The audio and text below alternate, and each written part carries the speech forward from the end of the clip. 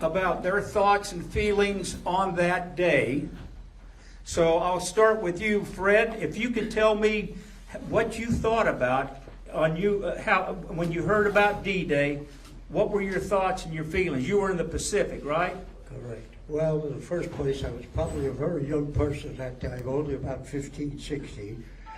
So looking at it as a youngster, it was difficult to fathom what was really going on. However, at the time, and I'm proud to say, I had two brothers that were already in uniform at that time during the early conscription. So my heart and soul goes out to veterans in the whole. And I'm so proud to be able to be here with you people. And I thank you from the bottom of my heart. Amen. God bless. Ralph, if you could tell us what you thought, your thoughts and feelings when you heard about D-Day. Well, I knew I was going to get called sooner or later, so I expected it. And we landed Utah Beach, and we were 28 miles off the mark, which wasn't good. And we had to walk 28 miles to our point with full field pack, about 80 pounds. And when we hit the beach, they found us, and all the 88s went off. And I hit under a half track all night until it all stopped. And in the morning, they just called our companies. We got together, and then we were positioned. And none of us got hit, thank God.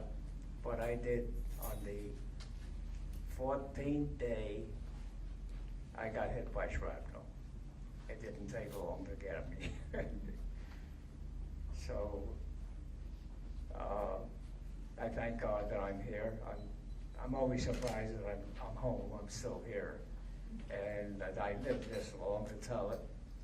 And God bless all the friends that I've made during my time in the Army that did not come back.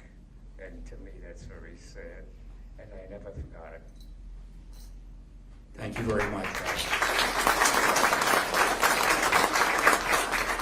Ziggy, Edward, if you can tell us what you saw on D-Day once again when you were in England and what you felt, how it felt to you. Well, first, you remember it was on a Sunday, and we had just gotten out of church, and all the young boys in Fairfax, South Carolina, was going out riding in the country, just enjoying peaceful, not being in the Army. Well, the radio was on, and they told us what had happened, and our President Roosevelt made this statement: no 19-year-old boy will be sent overseas. I spent my 19th birthday in England, and I was put on a small detachment that stayed in England, and we were in the transportation department of the Army, and we were the ones that sent the ammunition to the soldiers in the gliders that went over that morning that the started invasion. We were told that if it weren't for us, the soldiers wouldn't be in much shape because they wouldn't have any food, any clothes, any ammunition, nothing. So we were very well needed, and that just built us up and made us want to fight ourselves. But anyway, I was very fortunate.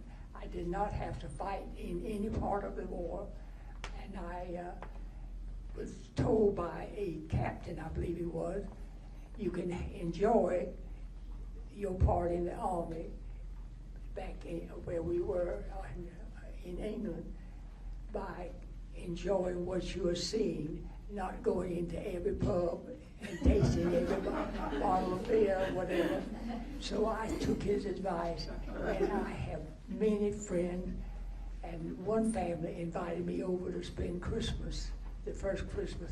I'd never gotten a stocking for a Christmas gift, like they hang over the fireplace. I always got shoe boxes, and we enjoyed that. But it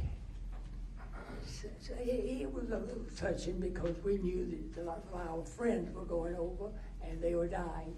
But I will tell you, may the Lord bless and keep America as strong as He can. And God bless America.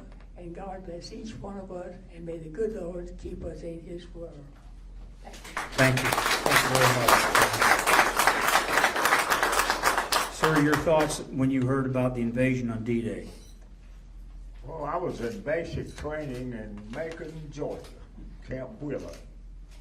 And, you know, they told us they invaded.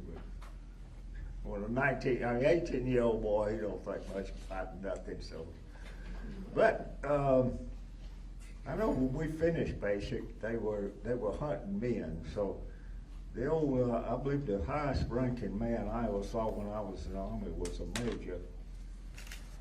And he said, you know, we're gonna give y'all 5 days to lay en route from Macon, Georgia to Camp Shanks, New York. And I rode the troop train from Macon to Greenwood, South Carolina, all day long. And what was that, 44?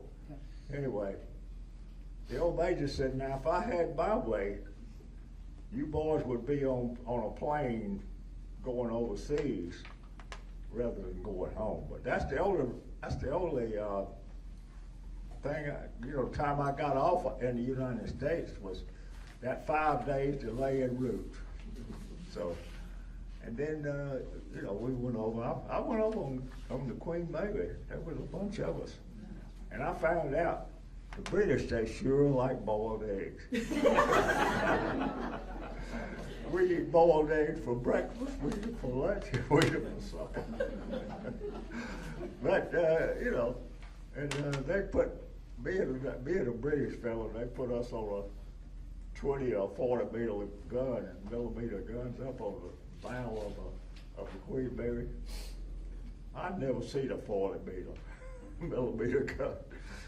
But he was a guy, he was a nice fella. He shared his tea with me when it was cold. I warmed you up.